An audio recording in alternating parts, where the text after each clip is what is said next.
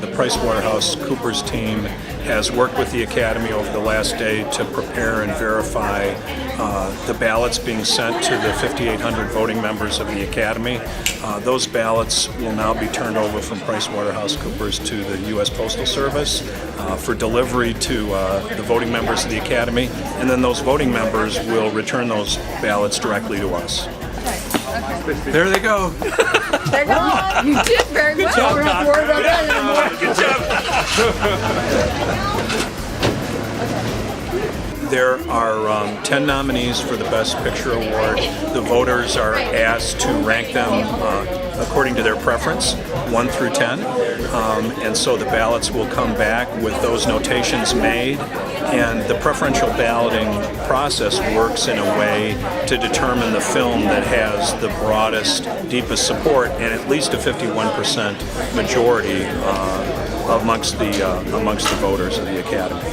I like to think about it as an instant runoff. It really feels that way from the standpoint of you array the voters' first place choices amongst the 10 films, and if there is a film that has a minority of support, the least support, then in essence you go to that voter's second preference and redistribute their ballot. So in other words, it's very much like an instant runoff. We do the tabulation and we keep custody of all of the ballots in an undisclosed location.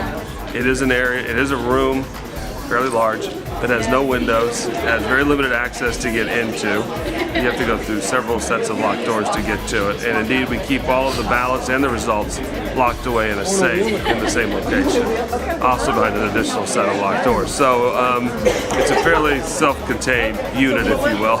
We do not have the briefcase handcuffed to our wrist, but we are accompanied by one of LAPD's finest for the entirety of the day, who are basically there to guard that briefcase to ensure that those results get into the theater. They pick us up early afternoon.